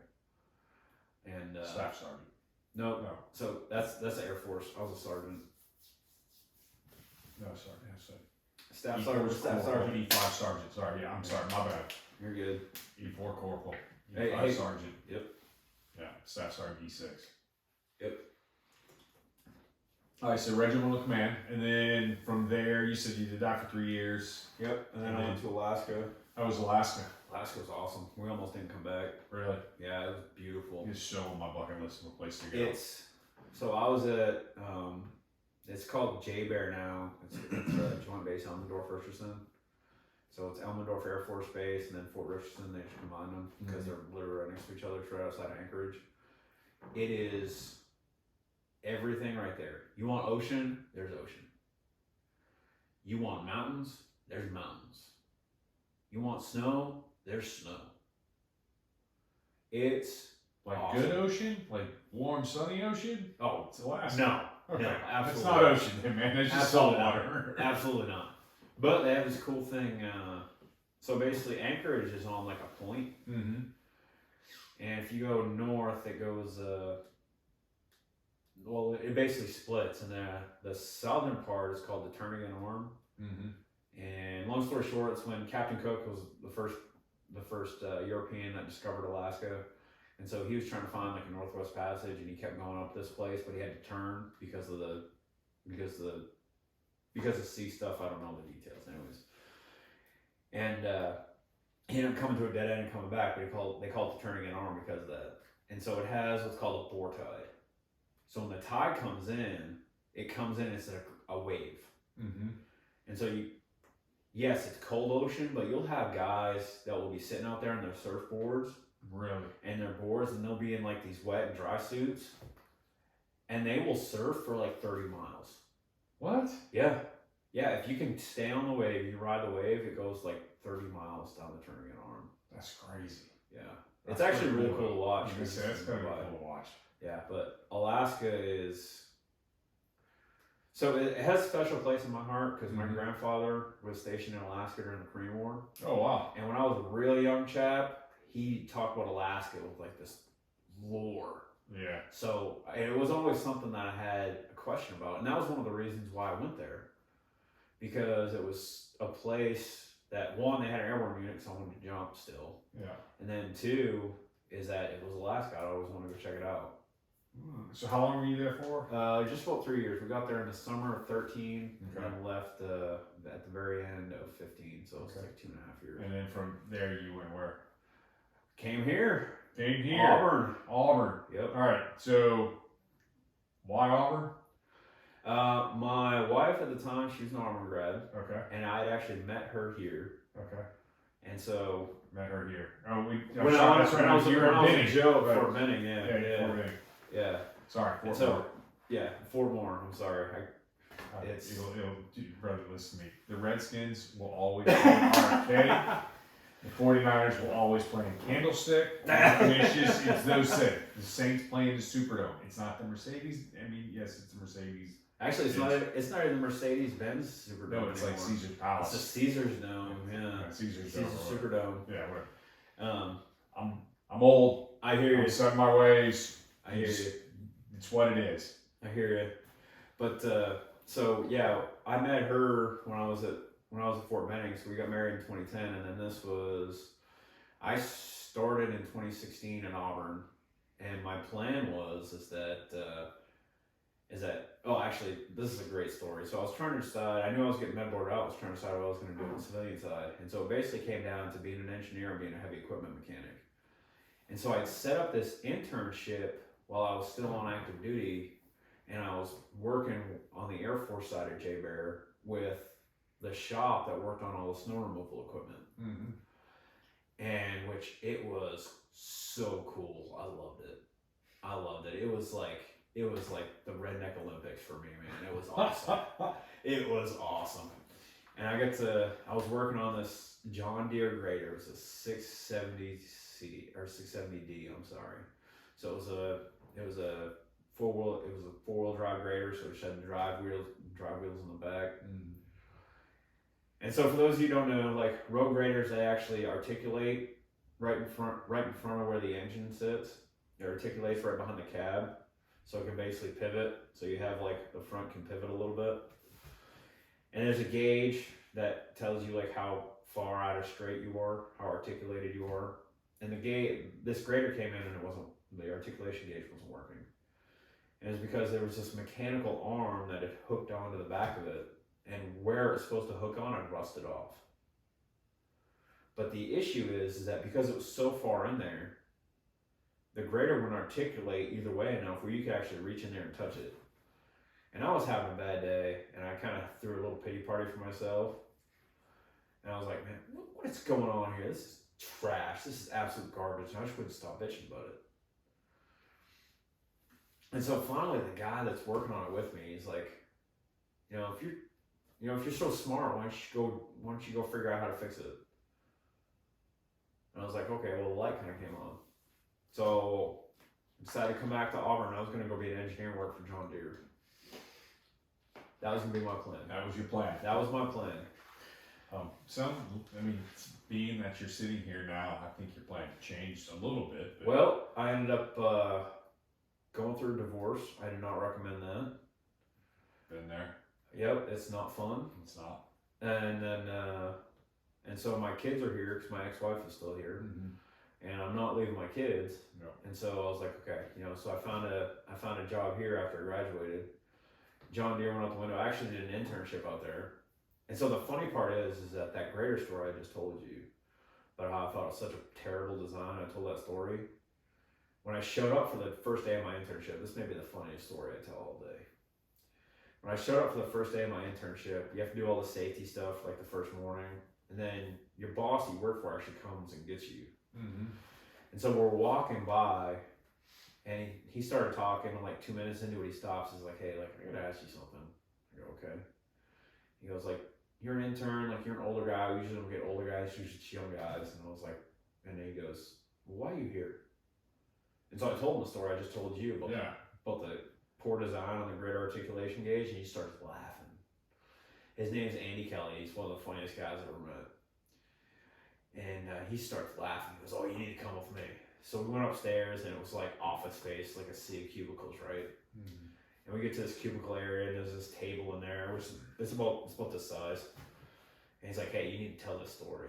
So I told that story again about how I thought the engineer did such a poor job of designing that. And everybody's laughing except for one dude. And they were kind of looking at him. That was the guy who designed it. And he's like, oh, so you think I did a bad job? I was like, no, I said you did a piss poor job. And he was just like, well, you need to go see it now because it's awesome. I was like, all right, so I'll go see it. And then I went that was in Dubuque, Iowa. I went down to Davenport a few times when I was there, where they actually make the graders. And they had completely designed it so it was functional and you could actually work on it, which I was very thankful for. Well, there you go. But, look at that. Yeah. They knew it was a problem, they just hadn't figured out how to fix it yet. Yep. That's funny as crap. So you ended up getting a degree What kind of engineer? My undergrad's in mechanical engineering. Okay, mechanical engineer. Yep. And then now you're back in. You said Yep. divorced, kids. How many kids do you have? 4. So I have 2 right now. My wife Melanie and I, we got married in May. I met her in 2019. Mm-hmm. And so, we were talking about earlier about being thankful. How long is your list of good things that are going in your life? Yeah, my wife is definitely at the top of that good list. That's good. Yeah. And so I have 2 and she has 2. We have 4 total. That's awesome. Yeah. She lives here in Auburn. Yep. She just retired from the Sheriff Force. We have a going joke. So for if you're not in the military and you're watching this, there's everybody else in the military. It's like your brothers and sisters, right? You can rag on each other, but nobody messes with you that's outside. Yeah. And so her and I have this back and forth, this banter where I call the Air Force the Sheriff Force, and she takes the Army's old slogan, Army Strong, and she calls it Army Wrong. Army Wrong. Army Wrong. All right, that's funny. So, man, where are we at? So, yeah, graduated engineering. Didn't get to do your internship with. I did the internship with John. Or didn't get to take the job. I didn't get to do the job. They still call me back probably once a year. Really? Yeah. When I left. Not letting you kids. No, when I left. Yeah, when I left, my boss was like, "Yeah, dude, you're like a round peg in a round hole here, man." Oh. But it's like I said earlier, when you're stupid, God will take care of you. Mm-hmm. And so it goes back to that frustrated me for a while, but I wouldn't be able to do the things to really do what I can to help veterans and stuff here. Because this is the thing I love about Auburn is that a lot of people talk about family and family culture, but Auburn family is real, especially the veteran community. And so there's that family. That's one of the reasons why we're doing Operation Iron Rock this week. Mm-hmm. But I've been able to really help a lot of people. And I think that really helps me deal with a lot of stuff that I had to go through, like a lot of combat related stuff. Mm-hmm. And also too, just, I think that there's a lot to say for yourself in service of others. Yeah. As far as, helping heal your heart through certain things, just feeling better about yourself, because when you think about it, we kind of touched on it earlier, like, life is pretty dang good for us. It is. Look at what we're doing right now. Like, we're sitting here recording a podcast, like, I got a bottle of water, There's a bathroom right around the corner. Yeah, there's a bathroom right there. It's not a hole, and it's not sitting next to the sink in the kitchen. Yeah, and 7/8 of the plan is gonna have to walk like a mile or 2 just to get water. Mm-hmm. We got it pretty good. Yeah. I'm gonna go get my truck, and I own a square body, which is like the best car ever. Like, God has blessed me with so much in my life. Yes, I have stressors in my life. However, God has blessed me with so much. And I'm thankful for that every day. It's like somebody asked me, "Hey man, like, how are you doing?" I'm like, if you're breathing, you're winning. Mm-hmm. Because you go back to basics. Hey, you're still alive. Yeah. Okay? Because I woke up this morning, that means God loves me and He wants me to keep living. Yeah. I'm thankful for that. My kids are here. They're still living. I'm thankful for that. My wife is here. I'm still thankful for that. God's still here and doing things in my life. And I think that He really led me back to take over as Student Veteran Association president, because there were a lot of things that could be done. And I saw the organization and what was going on with it. There was a lot of turmoil last year. Mm-hmm. And I think that, and I have a hard time with some of this too. I think that there's a lot to be said for doing things and not really caring about who gets credit for it. Mm-hmm. I think that when people get their egos bruised and stuff, they may not necessarily do what's best for the organization, what's best for somebody else. Mm-hmm. I think you just gotta understand why you're doing this. Like, understand the gift that God's placed in your hands, and create a way to use it. I mean, earlier we were making jokes about reading that book that just has all the answers in it. And you can't, you said what you said, doing something, and it made me think of I've been watching The Chosen, and there was one of those moments where Jesus, healed somebody, and the Pharisees were like, he didn't ask for credit, he just like disappeared. And it's like, because it wasn't about the credit, it was about the saving of that individual. Yeah. There's such a bigger picture. So what do you see yourself, where do you see yourself going with this, man? I mean, you're back in school, you're working on your master's degree now. Obviously leading the Student Veterans Association, and like I said at the beginning of this, really making a difference there. I mean, without a doubt, I know the conversations I had with Puck over the last year. I mean, I know the leadership team they had. I know that there was a lot of transition and turmoil internally there. But I've seen the changes and the impact of what's going on there, and so it's awesome. But what's next? Like, where do you see this going for you next? Well, what I'm really trying to focus on right now is putting in some sort of long-term structure. So I think this organization has a lot of upward potential, and trying to put some sort of structure in place, because I love this organization. I said it at the gala, I probably love it a little bit too much.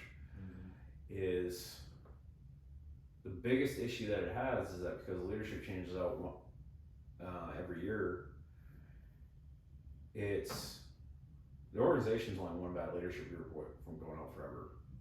So like scholarships, not this past Saturday before that, we were awarded $25,000 in scholarships to 8 student veterans and one dependent. And then we're doing Operation Iron Rock this week, which we do in conjunction with Alabama, the Campus Veterans Association in Alabama. But those are two events have a lot of impact, a lot of good impact on a lot of people. And we're only one leadership group away from those events basically ceasing to exist. Yeah. And so what I'm trying to do is put a structure in place that makes sure that stuff keeps going. That in case there's a bad leadership group that comes through, those things will still happen. So what that looks like, I don't know yet. I have an idea, but everybody's got good ideas, so we'll see what actually happens. Yeah. But that's where I'm trying to go with it, because I've been involved in this organization. I started in 2016, and I went on the first Operation Iron Rock. And then even like the first gala, I got a scholarship the first year.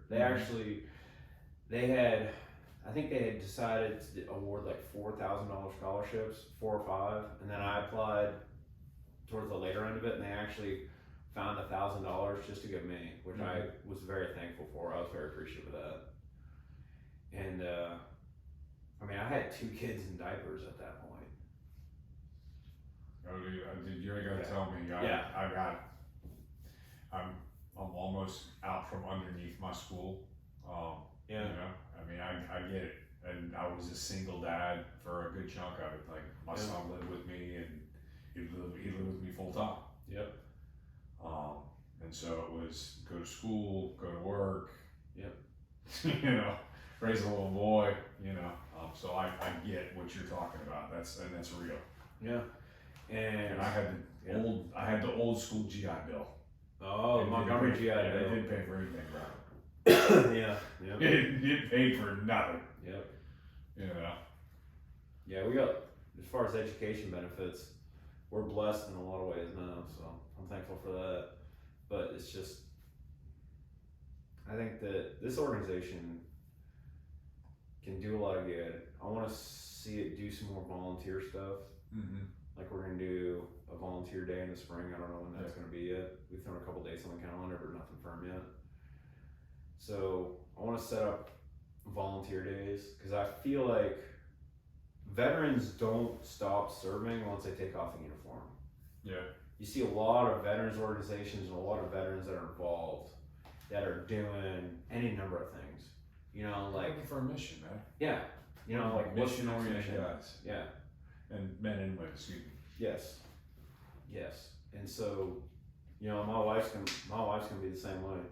Because now she's in like, oh, I'm retired mode. I have all this free time, and here in like a few months, I know, babe, I know you can hear me, and I'm telling you this right now. This is gonna happen. She's gonna be like, okay, I need to find something to do. Okay. I mean, the guy created us that way. I mean, you went through everything, all the stories you just shared, the good, the bad, the ugly, like to get you to the point that you are at right now. You're not done. I'm just getting warmed up, Norma. You are, man. I mean, you get warmed up, but it's like I shared in my small group not that long ago. I told the guys, I was like, if you can figure out how to look at every struggle that you walk through as just your Father's way of initiating you into another level of who you are as a man. Yes. Like, it's like, yeah, don't touch that fire. But if you're going to, like, I'm just going to watch you. I'm your dad. And you go, oh, it hurts, Dad. You're like, yeah, it's okay. And you bring him in. And he's like, it's okay, but it sucks for that minute. Yeah. But you're not going to touch that fire, you know? And if you keep touching the fire, then we're going to have a whole other talk and we're going to go to the doctor and figure out why you're touching the fire. Right? Well, I think that, you know, I think that's a very accurate statement. I think that everybody goes through struggles, you know, and I haven't talked about all the struggles that I've gone through, and some of them I'm going through right now. But one of the things I want to say is that I feel like right now, like there's something really good that's really on the horizon.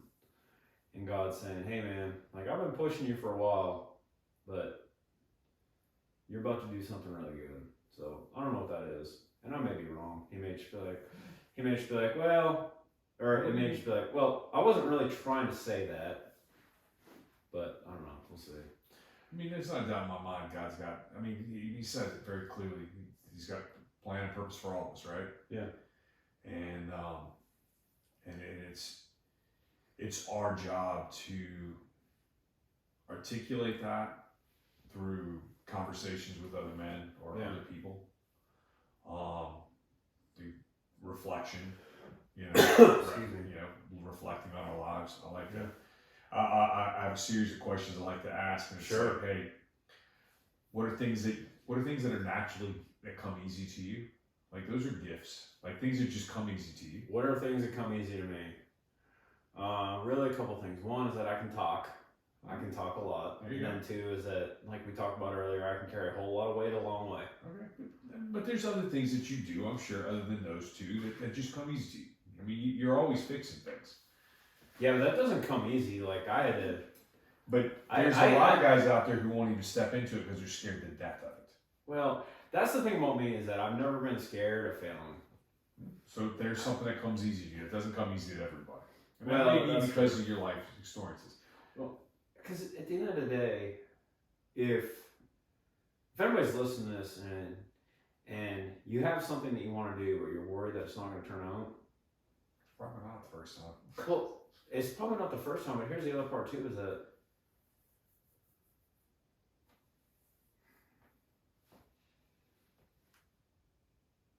sometimes you got to take the leap of faith, right? Yeah. Sometimes you got to have a little bit of faith and then the trust comes later. Mm-hmm. I think that, if you think about some of the greatest accomplishments in human history have been accomplished by guys or ladies that risked it all. Mm-hmm. On the backside of multiple failures. Yeah. Thomas Edison, when he was trying to invent the light bulb, failed like 1,000 times. Mm-hmm. I said this, imagine if he would have quit at like 500. Yeah. Which is way past probably when I would have quit. But that's why God didn't want me to invent a light bulb. There you go. But, I mean, it's like you said, like, God created a certain way. And one of the things I've had this conversation with God multiple times, and I'm like, you made me this way, like, I'm doing what I do. Mm-hmm. Why does it feel this bad? Oh. Why am I screwing it up this bad? I have had this conversation so many times with him. That's why I always lead into the next question is, where has God shown you favor? Oh, where has God shown me favor? Oh, well, I mean, Where you've overcome a struggle or a pain, where God's kind of stepped in and said, "Hey, I got this." Well, that story I told you about where Sergeant Steinbach came to basic training, basically like picked me out of it. You know, my mom had a friend who had a friend who was a ranger. Yeah. That's an obvious time. Mm-hmm. I think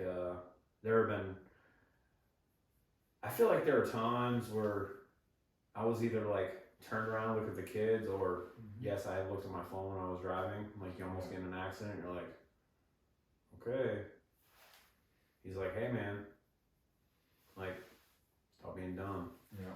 Where God has shown me favor, I feel like that happens at least once a day. There you go. Whether the scale is big or small. I think keeping me alive from after cancer, that's a pretty big favor. Yeah. That's God definitely showing me a hell of a lot of favor, because there's a lot of strong people who just aren't able to beat that. Yeah. You know, because like I said, you can't control how treatment takes you. Mm-hmm. I think combat scenarios, you know, how did I come home and the other guys didn't? Yeah. You know, I think that a lot of favor was shown to me in a few scenarios that were in combat. Yeah. Just life, having my kids, having two like healthy kids, you know, who are so smart and so funny. Yeah. You know, I think that being able to be compassionate sometimes and having a want to help people. I think that this is going to sound kind of conceited, but I feel like God's shown me a lot of favor, probably more than a lot of other people. Okay. Dude, it's okay for you to feel that way. So here's another good one for you. What's something that you've overcome that you would do anything in your life to make sure someone else doesn't have to walk through that same thing that you did?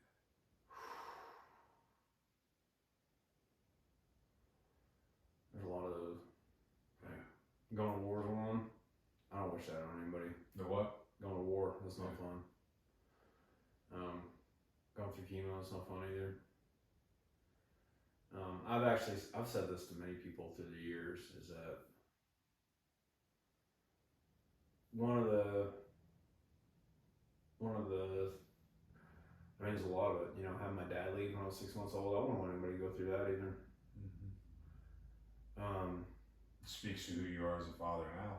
Well, it's part of it, and I'm not even gonna sit here and tell you that I'm a perfect crying on me, man. I'm a perfect dad, but None of us are. what I will say is that I think that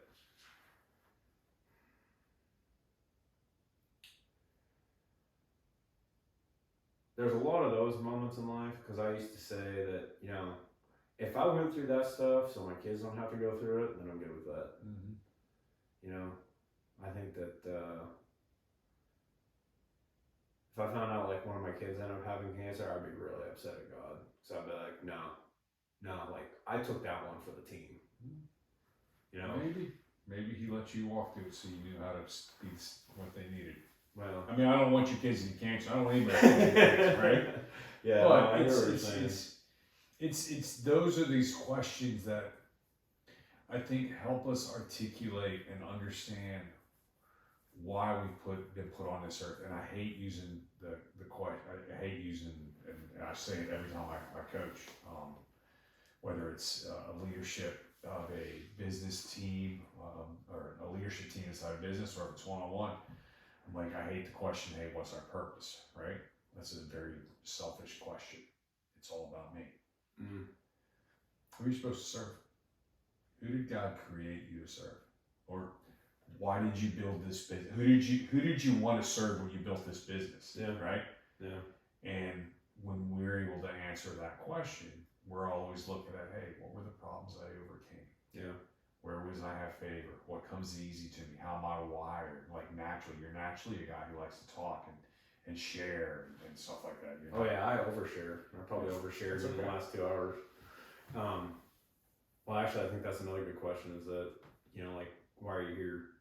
I think that now God put me here to help veterans. I think that a lot of it, I don't know, just kind of comes naturally to me. I think that I had a plan for how I wanted to do things, and things turned out way better than my plan. That's good. And I think a lot of that is due to the fact that I got lucky with a lot of good pieces that were in place. A lot of people that really worked their tails off. That, and God really put it on my heart, said, hey, because I was actually going to do it the year before, but work-wise and financially I couldn't. And then I felt kind of bad because they had the year of all that turmoil and everything. Yeah. And I was just like, they wouldn't be here if they wouldn't have had that, right? well, yeah, if I'd have been able to figure out my stuff a little bit sooner, then I'd have been able to take care of it. Maybe, but you probably wouldn't have grown the way you have if you would have been there. Yeah, I mean, it's like, it's like I said, I keep going back to this when you're stupid. You would have rolled into the comfort you'd rolled from comfort into comfort, and you wouldn't have grown. Yeah. But instead, you had a growing pain in the middle of it. Yeah. Yeah, and it was, which is whatever it was, it doesn't matter. Well, I don't know. I'm trying. Yeah, see, this is me like trying to contemplate, like, what's God's plan? I feel like every time I answer a question like that, he's just kind of like snickering up there. He's just probably a little bit. Going, hey, I'm gonna show you a little something else. Yeah, you think you know, but you don't know. So what's next on the Drew Lufkin and his and the Lufkin family docket? I mean, so you're in grad school here, but grad school is like 2 years. Grad school, it's gonna be longer than 2 years. years, so I'm not in a big hurry to get this done. You're on the what? I said grad school is probably gonna be longer than 2 years. It's gonna be Dr. Lufkin at the end of it all. Like so Dr. Rogers. At this point, I would say like never. However, I've said never before, and that ended up happening. So I'm not going to say never, but I'm going to say that the probability of that happening is pretty low. I'm going to end up continuing to help veterans. I'm probably going to still be involved with veterans at Auburn. I think that there's a lot of potential at the university for bringing in veterans, like a planned and calculated effort to recruit veterans to come to Auburn. Yeah. And then further enlarge that community so we get more programs to help people out. So how can people listening to this that want to help? What are things that you need help with? What are y'all doing and what's going on? See, we're almost 2 hours right now, just so you know. Holy cow, yeah. We're at an hour 47. Right Okay. now. Holy cow. I mean, I'm not complaining. I'm just letting you know. You're good. So, but I am bringing you in. So, we're coming in for a landing. So, real quick, Pathfinder, right? Real quick, let me go over is that so the ASVA has a program where we do scholarships for student veterans, and so we're a 501c3, and these scholarships are literally a check that we handed the veterans. They don't count against their financial aid package because there are a lot of state benefits that are the last payer. So if they get a scholarship through the university, that scholarship would pay out, and then that program that they normally would have got anyways doesn't have to pay. So it's really net zero benefit to the veteran or dependent. And so these benefits don't count against their financial aid. They're just scholarships, we give them a check and all that. And then there's Operation Iron Rock, which we're doing this week, which is, for those of you who don't know, in 2018 when we started this, we got together with the University of Alabama because at the time, on average, 22 veterans a day take their own lives. It's an epidemic and we need to do something about it. It's probably more than that. That's just the numbers we get. Yeah, those are the statistics that we have. I'm sorry, I just hit the microphone. That's okay. I'm gonna get hit. And so we decided to get together, veterans from both schools, for that Iron Bowl. We put the rivalry aside, and we road marched the game ball from the visiting team stadium to the home team stadium. So this year, tomorrow morning, we're gonna leave and go to Tuscaloosa, and then Wednesday morning, we're gonna walk back. And it is one of the best events you would do in your life. And so How can people support that? What can they find out? What can they do to give to that? So go to OperationIronRock.com. Okay. OperationIronRock, all one word, .com. So you go there, you can donate, you can sign up to volunteer, even though basically if you haven't signed up by now, then we have all those spots filled. Unfortunately, we don't have any more spots for participants. However, if you want to track the ruck, you can do it there. You can find out where we are, where we're starting, where we, if you want to come out and just support us and say, hey, anything like that. Or if you want to, get involved and start working on it, help us out for next year. I was going to say, by the time this one comes out, I'm just It's thinking already over. the Iron Rock will be over, but next year, how people can support and continue to support the Auburn Student Veterans Association, as well as Veterans Resource Center, just as a whole. Yep. Um, So there's a lot of different ways.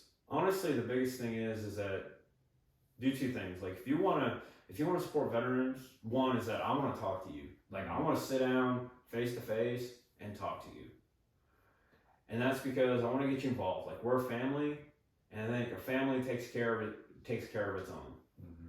So this is, and I shouldn't really be saying this. This is really counterintuitive, but I don't really care if you donate money. Like this isn't what this is about. The best thing you can do, if you're listening to this podcast right now, at this point, what I want you to do right now is I want you to pull out your phone, and we're gonna do this right now too. All right. I don't have my phone. Oh wait, no, there it is. It's recording the video. Yes. I So sure hope so. I'm gonna pull out my First time. phone too, and I'm gonna text the veteran. I'm gonna say, hey, all right, love you, dude. I'm gonna text my buddy Brian. I haven't heard from him in a while. I mean, it's funny, man. I got my best buddy, guy I served with in the Marine Corps, Ted Schreiber, lives in California. Yeah. We communicate usually once a year, maybe twice a year. Yep. Marine Corps birthday. Be like, hey, you salty, dirty old, you know what? And I'll shoot him something, and he's like, hey, man, whatever. And, just we were best buds when we were in Corps together. Yeah. I mean, yeah, it's like everybody goes a separate Those are way, stories for offline. Yeah, exactly. So if you're listening to this, the best thing you do, especially it being the holidays, this is going to come out after Thanksgiving, but they're still like Christmas time. A veteran, just talk to them. Because a lot of people are going through some stuff they don't want to talk about. Just make sure they're doing all right. Just let them know. If at the end of the day, after they finish the conversation with you, they know that, hey, somebody actually cares about me, and it's not just token, oh, you know what, I talked to a veteran today, I made myself feel good. Like, do it because you mean it, because it's the right thing to do. Yeah. So that's how you support. do you see yourself trying to, once you graduate, trying to start something? Yes. And it's probably going to happen before I graduate. All right, cool. But we're going to get to that All right. later. We'll get to that later. Yeah. Well, stories to come. I love it. Yes, sir. All right. Well, hey, Drew, I'm going to give you one last chance. Any amazing wisdom, advice to guys who may be wanting to join, veterans that are out there that are looking to get plugged in and get help in any way, shape, or form from the Auburn Student Veterans Association? I mean, just whatever you want to share, man. I'm going to give you the mic. I'll give you like 5 minutes here, man, or 2 minutes, or whatever you feel you need. Just to kind of to close us out here. Well, thank you. Here's what I will say is that if you're going through a hard time right now, if you're going through a time in your life where the walls are starting to close in on you and you feel like the light at the end of that tunnel is getting real, real small, and it feels like everything is fighting you. Mm-hmm. I mean, like, you just can't catch a break. Like your life is like a country song, like your car's broke down, your girl left you, your dog died, it's pretty bleak for whatever reason. I want you to remember, don't give up hope, because I want you to be involved in my organization, but I don't care where you are. You may be listening to this podcast in another country, and I don't even care if you're a veteran at this point. Like, if you're going through a hard time, just know that there's always somebody out there who loves you, and that person's God. Whatever name you call him, God loves you, and he cares about you. So that's one person. If you think you're going it alone, you're not alone. The second thing is that just keep heading towards the light, because eventually it's going to start to get bigger. It's not an easy road. I'm not going to say it's an easy road. I'm going to tell you this because I have been there. I have been through some dark, dark times where the light at that end of the tunnel was so small I didn't even know whether it was still there or not. And sometimes I only knew it was still there because I was still breathing. So just don't quit on yourself. If you don't believe in yourself, just know there's somebody else out there who believes in you, because God believes in you. And if you don't think He does, know that I do. Know that we do. Just know that the light is always darkest just before the dawn. You can make it. It's not going to be easy. I'm not going to sit here and tell you it's going to be cupcakes and ice cream, because that's not the way it works. What I'm going to say is just don't quit. Don't quit on yourself. Don't quit on your life, because you never know what the plan is God has in front of you. Maybe like what you were saying is, hey, I got something I need you to get ready for, and I'm going to have to put you through some pain to get ready for it, but you're going to do some good. And there's going to be a lot of good that's going to come out of this. Yeah. So I just don't quit. So that's it. Just don't quit. Don't quit on yourself. Don't quit on God. And don't quit on all the other people that are on the other side of that are going to learn from you and learn from all the lessons that you have. That's good, man. That's good. I love it. Don't quit. That's life. Just don't quit.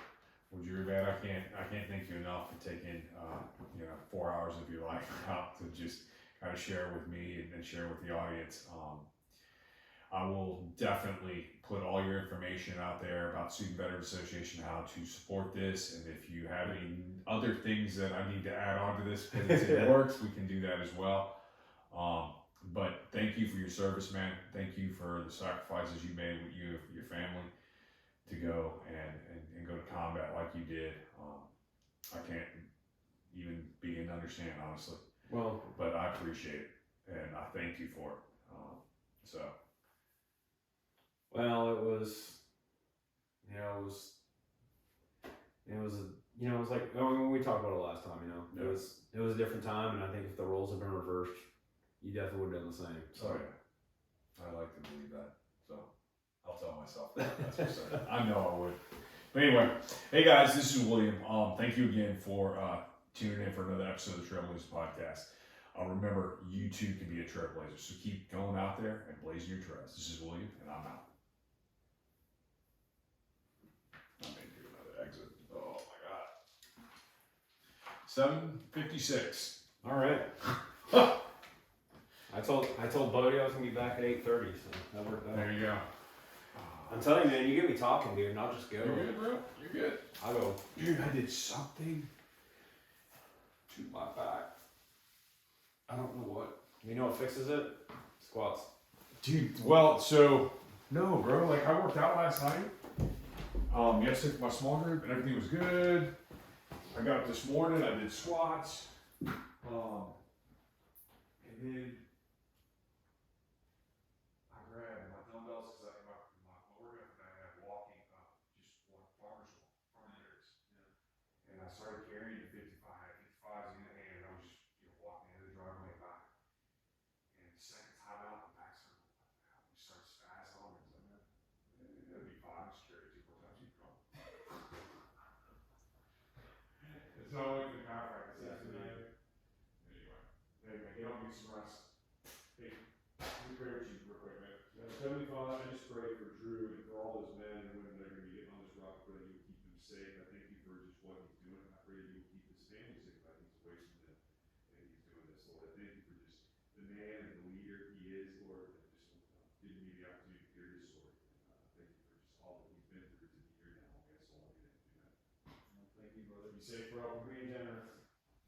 Appreciate it.